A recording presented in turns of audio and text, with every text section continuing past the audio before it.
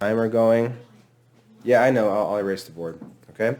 So this is our third lesson. This is lesson 3 in Latin grammar. Lesson 3 of Latin grammar.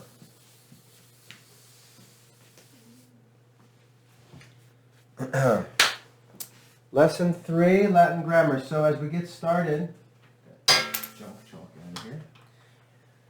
As we get started, get your notes set up.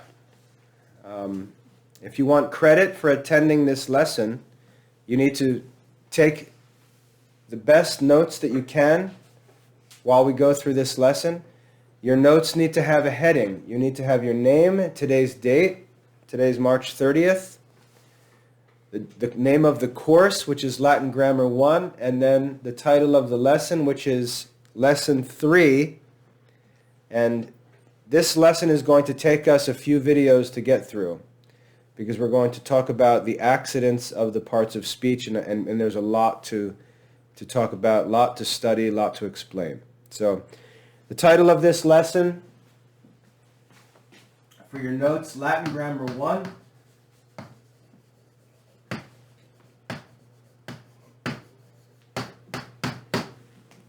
And the title in the text, this is Lesson 3.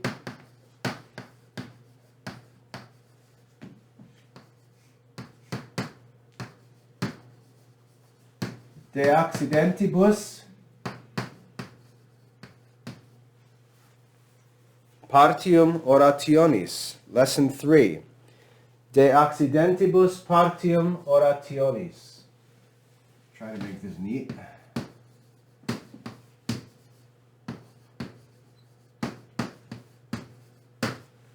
De accidentibus partium orationis. That's our Latin title for this lesson. In lesson 1 of Latin grammar, anytime we start a new lesson, we want to take some time to review what we've studied before to set the context for this lesson. Right? So at the top of your notes, let's just make a quick little summary of what we've studied so far. In lesson 1, we talked about the letters of the Latin language. We learned that there are 23 letters in Latin. We learned that there are vowels and consonants are the two classes of letters. We learned that there are 6 vowels in Latin, a, e, o, u, and upsilon, and that all the rest of the letters are consonants. We learned that the letter upsilon is actually a Greek vowel and is only used in Greek words. We then learned about diphthongs, where we have special pairs of vowels that are spoken together in one syllable, and we learned that there are 6 Latin diphthongs. We then learned that syllables are made out of 1 or more letters. We learned that words are made out of 1 or more syllables, and we learned that speech is made of words. That was lesson 1. Speech is made of words. So words are the parts of speech. Speech is made of words. Words are the parts of which speech is made. And in lesson 2, the topic was the parts of speech, partes orationis. In lesson 2, we learned that it's impossible for us to learn language by studying all of the words. It's impossible. The number of words is almost infinite. And so that's not how a wise man would go about studying language. A wise man would divide the words into classes and then study the characteristics of those classes. And by studying the characteristics of those classes, he would know something important about all of the words in each class. And in lesson 2, we learned that in Latin there are 8 different parts of speech, 8 different classes of words. This is lesson 2. There were 8 parts of speech, 8 classes of words that we can build speech or build sentences with. And we went into detail about the 8 parts of speech. We said that the first 4 of the parts of speech, noun, pronoun, verb, and participle. Noun, pronoun, verb, and participle, we said they're declined. That means they have different forms.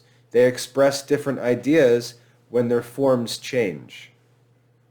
And then there are 4 parts of speech that are undeclined, that do not have forms. The preposition, the adverb, the interjection, and the conjunction. Okay, so in Lesson 2, we learned about the 8 parts of speech. Lesson 1, we learned about letters, syllables, words, and sentences. Most importantly, at the end of Lesson 1, we learned that sentences are made up of words. So words are the parts of speech. Lesson 2, we learned the 8 parts of speech. Now in Lesson 3, we're going to learn about the parts of speech. We're going to learn about the accidents of the parts of speech, and you probably don't know what this word accidents means. The title is De Accidentibus Partium Orationis, of the accidents of the parts of speech. Of the accidents of the parts of speech. Now the first question we need to talk about before we get started is, what is an accident?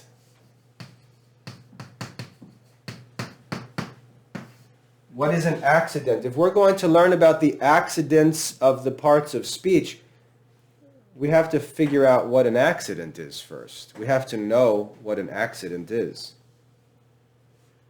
In modern conversation, the only thing that we can think of when we talk about accidents is like a car accident, right? Or not making it to the bathroom and having an accident. That idea of accident, we say, oh, I had an accident, or I was in a car accident. We mean something happened that I didn't want to happen. Something happened by accident. And that's really not what this means. Okay? So get that idea out of your head. We're not talking about something bad that happens that we didn't want to happen. That's not what we mean by accidents. An accident is simply a property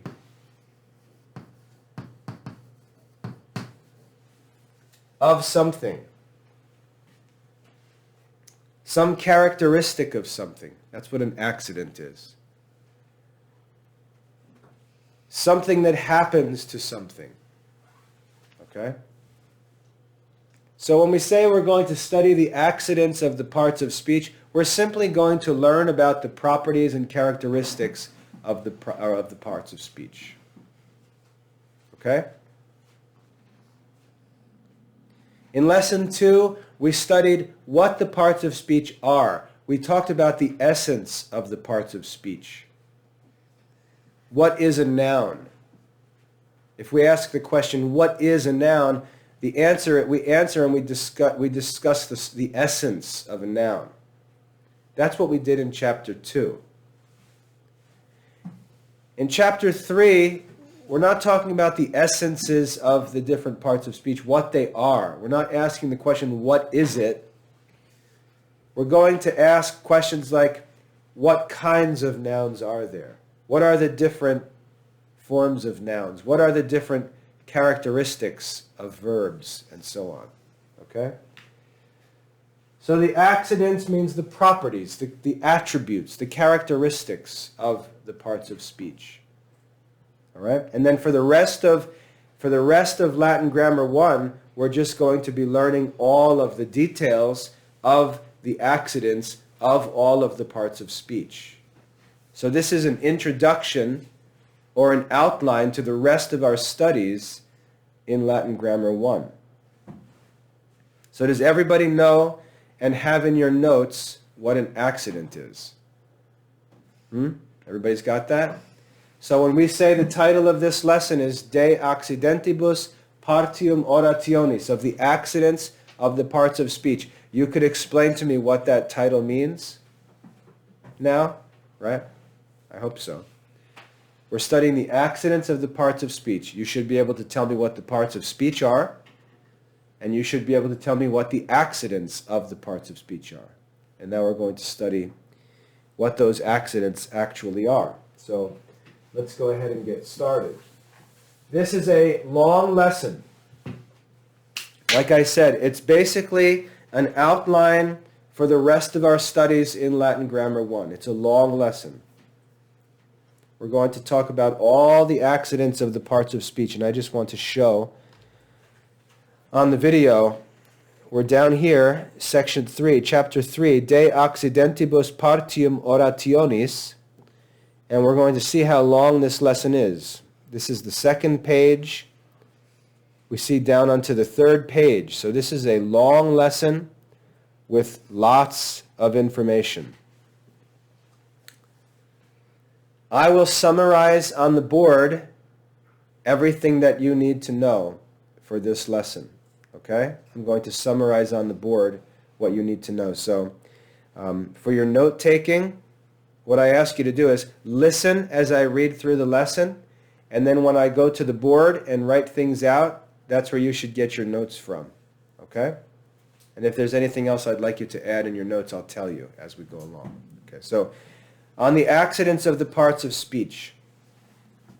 And remember, our textbook is in Latin, so I'll read the Latin, provide a translation, and then we'll talk about what they are. Okay, so this lesson begins saying, sunt quaedam. That means there are certain things, que partes orationis comitantur, which happen to the parts of speech, such as, and this is just a list of some of them, number, case, gender, declension, conjugation, mood, tense, person, figure, and species, which are called accidentia, which are called the accidents or attributes of the parts of speech. So even there in that first rule, the word that they use for accident is attributes. I don't know if that makes it any clearer, but an attribute is a characteristic of something. Okay? So the accidents of the parts of speech are things that happen to the parts of speech. Attributes of the parts of speech. And we're given a list. Things like number, case, gender, declension, conjugation, mood, tense, person, figure, and species. These are the things that happen to the parts of speech. These are the accidents of the parts of speech.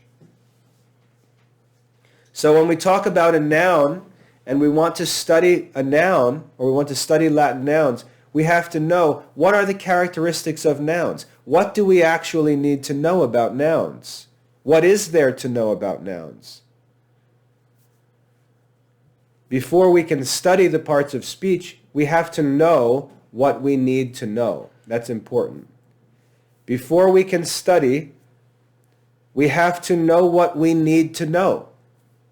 And that's the purpose of this lesson, to show us what we need to know about the parts of speech. So let's jot that down for this lesson, because like I said, this is going to be a long lesson. The purpose of lesson 3, the goal of lesson 3 is to learn what we need to know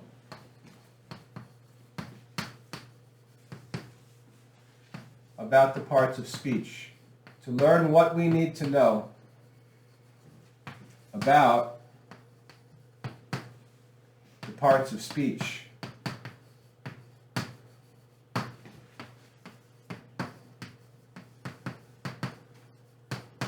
We want to study the 8 parts of speech, but before we can do that, before we can get started with that study, we have to know what there is to know about the 8 parts of speech. Chapter 3 provides us with the overview that allows us to learn what we need to know about the parts of speech. There are certain things which happen to the parts of speech. These are called the accidents or the attributes of the parts of speech.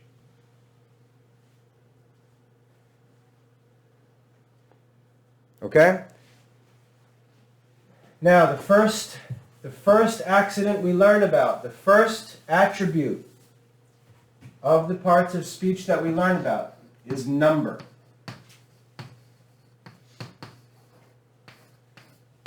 So the first thing we need to learn about a part of speech is how it relates to number. And remember, this is only going to have to do with the first four parts of speech, because the last four parts of speech, remember, they're not declined. So they don't have different forms, different characteristics like that. The first accident of the parts of speech, and these things better be in your notes, because this is the whole point of this lesson.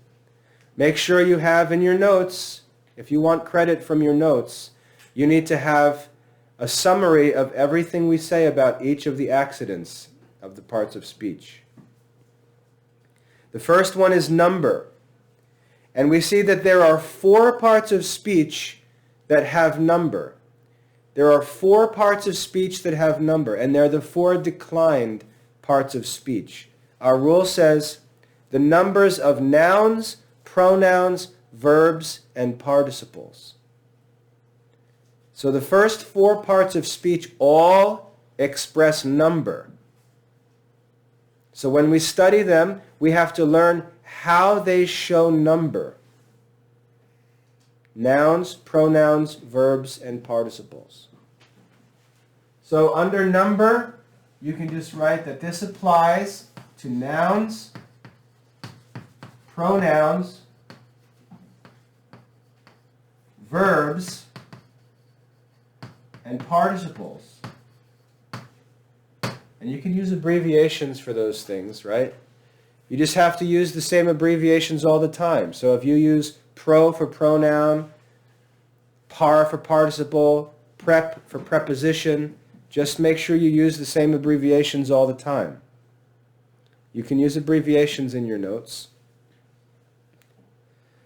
The numbers of nouns, pronouns, verbs, and participles are two. There are two numbers. There are two numbers, singular and plural. Pretty simple, right? We know about number. Singular and plural. So anytime you see a noun, anytime you see a pronoun, a verb, or a participle, you need to be able to tell the number of that word. You need to be able to tell whether it's singular or plural. And then we're given a bunch of examples, and I'll show you what these examples show us. The first example, do not write this down, just pay attention for this, okay? The first example they give us is Musa. All right, Musa. Musa is a noun, and it's singular. Now, you have no way to know that. If you're just getting started with Latin grammar, you have no way to know that Musa is a singular noun, right? We're going to study all of the forms of nouns, and you'll learn how to tell whether a noun is singular or plural. So I'm not asking you to tell me in this lesson whether this is singular or plural. You don't know that yet. But what you need to understand is that there is a form of this noun that's singular. It means it refers to one. The word Musa means a spirit. It's singular, so we're talking about one spirit. But if I change the form of Musa to Musai or Musay, now it's plural. This is speaking about more than one spirit. Okay? So nouns show number. Number is expressed in nouns. And there are two possible numbers, singular and plural. The same thing is true for pronouns. If I use the pronoun ego, you know what the pronoun ego means? I, right? Okay, so we know the meaning of the pronoun. Is that singular or plural? It's singular. It's talking about one person. It's a name used for one person. It's singular. But if we use the pronoun nos, nos means we. We refers to more than one person, so this pronoun is plural. So when we see pronouns, we're going to have to be able to tell whether they're singular or plural in number. Okay, so pronouns express number. Verbs. If I say amo, amo means I love. And when we say that a verb is singular, what we mean is the subject of the verb. The subject is singular. So the subject is I love. Or I could say amatis, which means you love. I'm sorry, amas. You love. Singular. I could say amamus, which means we love. And now I have a verb whose subject is plural. This is a plural verb. This is a singular verb. And then I can have amatis, which means you love, but this you is plural. It means you all. Amatis is plural. Amas is singular. Amamus is plural. Amo is singular. So verbs show number, this first accident. And then lastly, participles. The participle amans is taken from the verb amo. Amo means I love. Amans means loving. One who is loving. A loving man, we could call amans. That's singular. It's talking about one subject. But if I write amantes, this means loving, but it's plural. It would mean loving men. This means loving man. So nouns, pronouns, verbs, and participles all show number. You got that? Singular or plural. Every noun you see, every pronoun you see, every verb you see, every participle you see, you're going to need to be able to tell whether it's singular or plural. Okay, the first accident of the parts of speech is number. The first accident of the parts of speech is number, and I'll leave that up here for a minute. Everybody understand what number means, right? Singular or plural. Are prepositions, do prepositions show number? Prepositions, do they show number? No.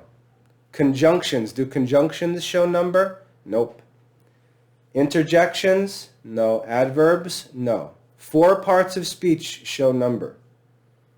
Nouns, pronouns, verbs, and participles. Okay? That's the first accident of the parts of speech. Let's take a look at the next point in our lesson. This is point number 2 in chapter 3.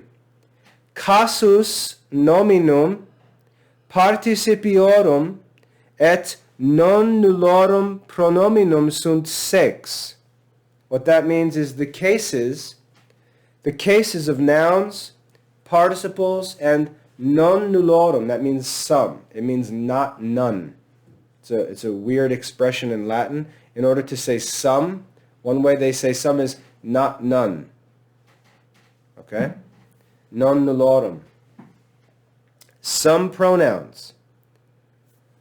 Nouns, pronouns, and some pronouns express case. Okay, so the second accident is case. Notice it did not mention verbs, so only three parts of speech show case. Only three parts of speech show case. Nouns, participles, and some pronouns.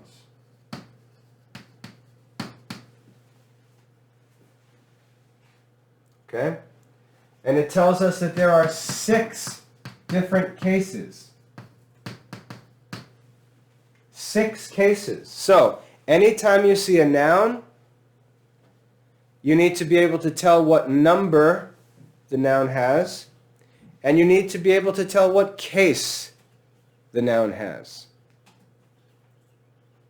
Anytime you see a participle, you need to be able to tell the number of the participle and the case of the participle. These are the accidents of the parts of speech, the attributes of the parts of speech. And for pronouns also, you're going to need to be able to tell the case that it's in. And there are 6 cases. So you have 6 options. And let's just make sure we read them in the exact order that they're in our textbook. The 6 cases: nominativus, that means nominative case, the case used to name things. Nominativus genitivus, the genitive case, the case that's used to express the origin of something, the genitive case. Third, the dative case, and I'll list these up here for a minute. I'm just reading through them in order. The dativus, the dative case, the case that's used to express when an action is, or when some object is given to or done for something or someone else. The dative case. Accusativus, when something is asserted of, or an object is said to be acted upon. The accusative case. Vocativus, the case used to address someone or to call someone. The vocative case. The ablative case, the case that's used to express movement away from. Ablativus. Ablativus means movement away. All right, so there are 6 cases. A nominative case, and you'll understand these all in more detail when we actually study the declensions of nouns and learn all the cases, okay? The nominative, the genitive,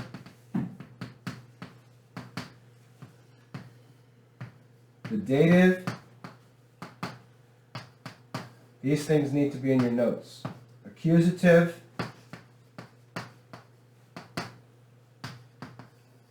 the vocative, and the ablative.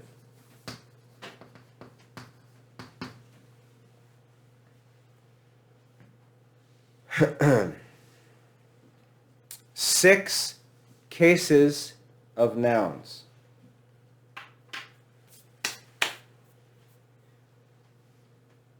So take a minute and copy them out. I'll just keep reciting them for you so you can copy them. First, the nominative. Second, the genitive.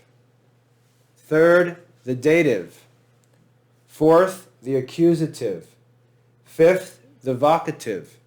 And sixth, the ablative. First, the nominative. Second, the genitive. Third, the dative. Fourth, accusative. Fifth, vocative. Sixth, ablative. These are the 6 cases of nouns, participles, and pronouns. 6 cases.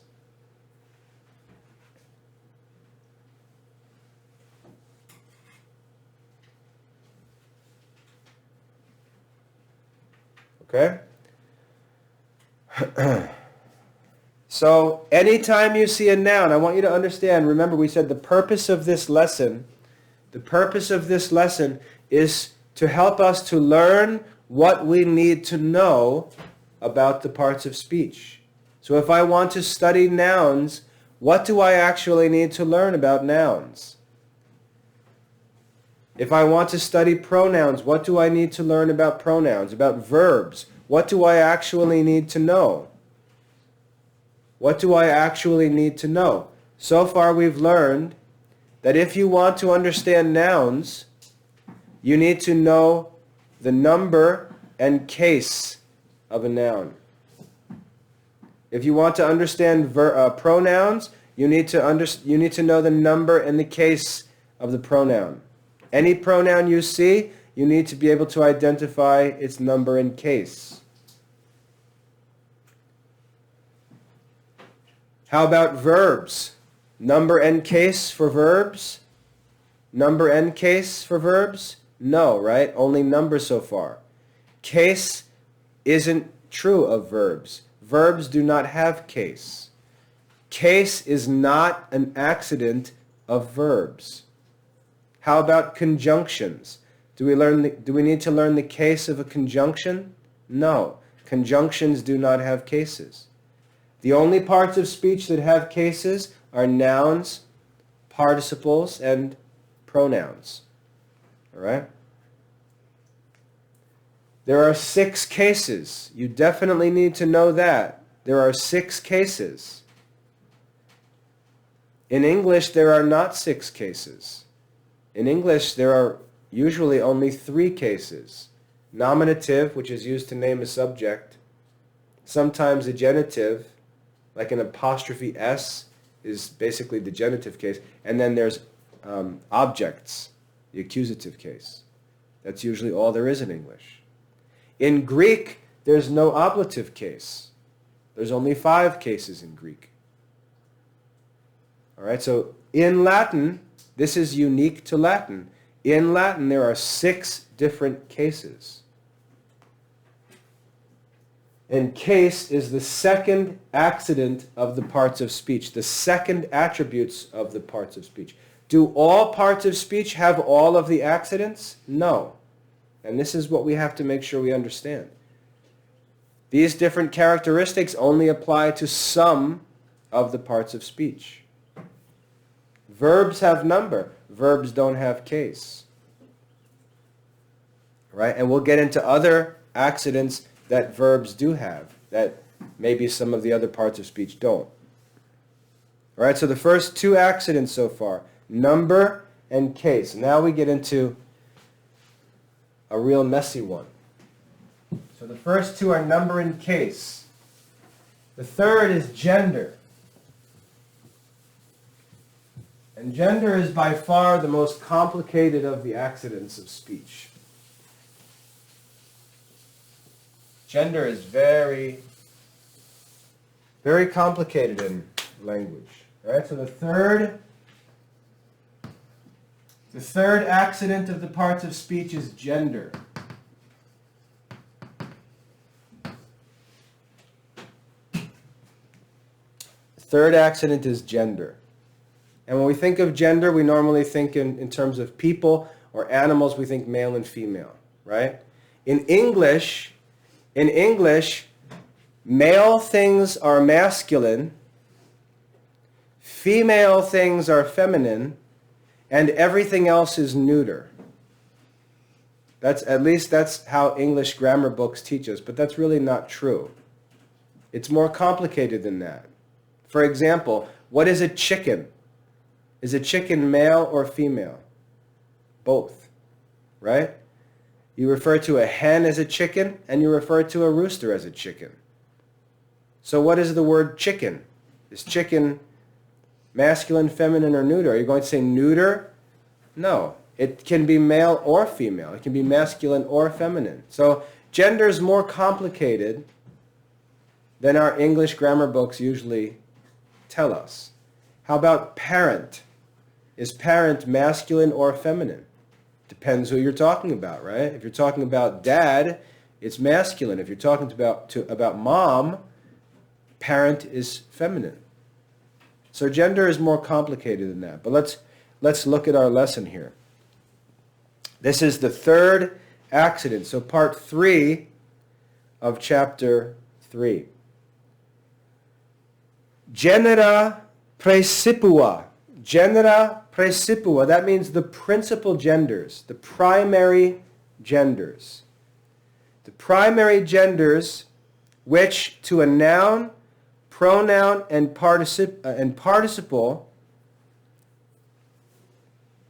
conveniunt. Literally means coming together or happens to. Remember, we're talking about accidents. The principal genders of nouns, pronouns, and participles are 3. The principal genders, the primary genders. So, first of all, we should say gender happens to nouns, pronouns, and participles. Again, verbs have no gender, right? Verbs have no gender. Nouns, pronouns, and participles, just like case. We're told the primary genders, the principal genders are 3. And they're masculine, feminine, and neuter. So the primary genders are 3. Masculine,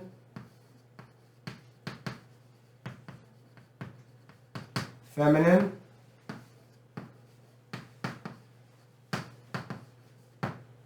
and neuter. The primary genders, masculine, feminine, and neuter.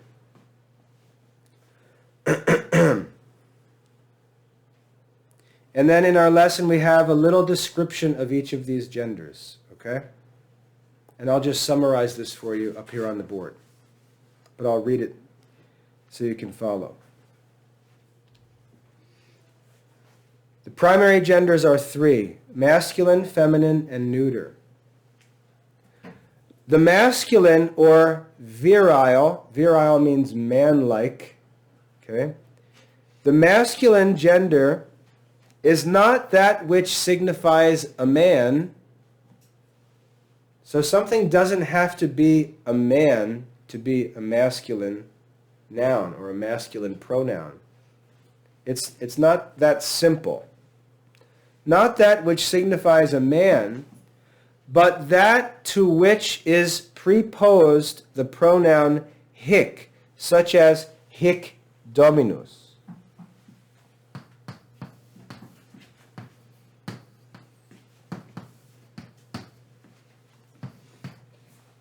So we're going to find that there are many nouns in Latin that are masculine, and they have nothing to do with being a man.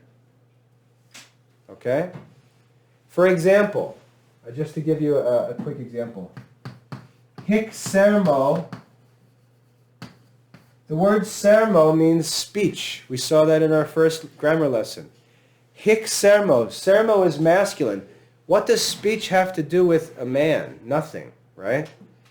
So masculine, when we say masculine in gender, when we talk about gender, it doesn't necessarily mean that something is a male.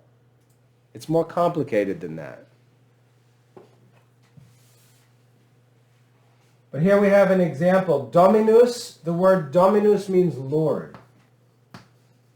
And if I were to ask you, how do you know that dominus is masculine in gender, the answer that our grammar book wants you to know is by the pronoun that's used before it.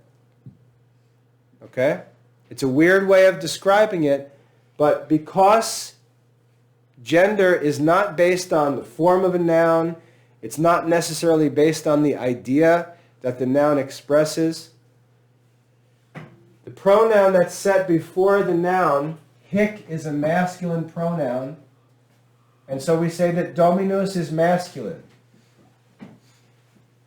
That's what our grammar book teaches us, okay? So a masculine noun is not one that refers to a man, but that to which the pronoun hic is preposed. That's what preponitor means. Preposed, such as hic dominus, or meus, or doctus. Those are examples of masculine nouns and participles. Second, the feminine or the woman-like muliebre, or the woman-like, to which is preposed the pronoun haik, such as haik ancilla.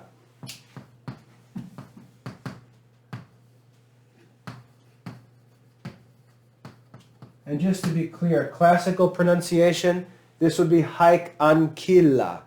Remember, the ke is always hard. Haik ancilla would be classical. Hek ancilla. Hek ancilla would be ecclesiastical. This pronoun is feminine. So ancilla is identified as feminine because the pronoun hek or haik is set before it. Hic dominus, masculine. Haik ancilla or hek ancilla is feminine. And then thirdly we read neuter, neutrum, and the word neuter in Latin just means neither. So you have masculine, feminine, and the third is neither. Neither masculine nor feminine. Neutrum. Neutrum, to which the pronoun hoc is set before. And I think the example the textbook gives us is mancipium, which means a slave. Hoc is neuter. So you need to remember these three pronouns, hic, haik, and hoc. Because in our grammar studies, these three pronouns are going to be used to identify the genders. When you see hic, it's masculine. When you see haik, it's feminine. And when you see hoc, it's neuter. Right? This pronoun just means this. So hic means this masculine thing. Hek or haik means this feminine thing. And hoc means this neuter thing. You got that? Hic, haik, and hoc. These are used as signs of the genders. So what you need to know is that the third accident of the parts of speech, the third accident is gender. It applies to nouns, pronouns, and participles. So verbs don't have gender, prepositions don't have gender, conjunctions don't have gender. Only nouns, pronouns, and participles have gender. The three primary genders are masculine, feminine, and neuter. And the way that we identify the genders in Latin, at least in grammar, is by the masculine pronoun hic, the feminine pronoun haik, and the neuter pronoun hoc. These are used as the signs of the genders in Latin grammar. You got that? Right now we're at about 44 minutes, so we're going to stop there for this lesson. There's more for us to talk about with gender. In our next lesson, what I'm going to do is review this and then add the more complicated genders. Okay? So we'll stop here. Keep this first lesson on the accidents of the parts of speech pretty simple, and we'll continue in the next lesson. So let's take some time at the bottom of your notes. Let's take some time to write a brief summary of this lesson. We learned that in this third lesson, we study the accidents of the parts of speech. You can take your time and just write this in your own words. We studied the accidents of the parts of speech. We learned that accident means an attribute or a property of something. So we're learning about the attributes of the parts of speech. And we said the reason why this is important is because we need to learn what we need to know about the parts of speech.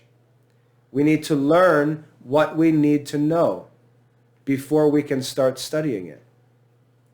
And in this lesson, lesson 3, we're going to learn what we need to know about each of the parts of speech, what attributes or properties they have that need to be learned.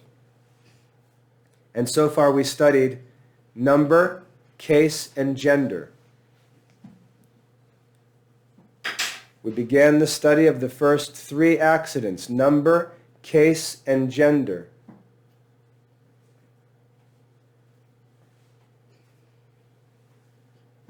And just to summarize, we learned that not every part of speech has every accident. And that's where we're going to stop for this lesson video, okay? About 46 minutes. Just take your time, write a summary of this lesson we've had, and that's going to wrap up this lesson in Latin grammar.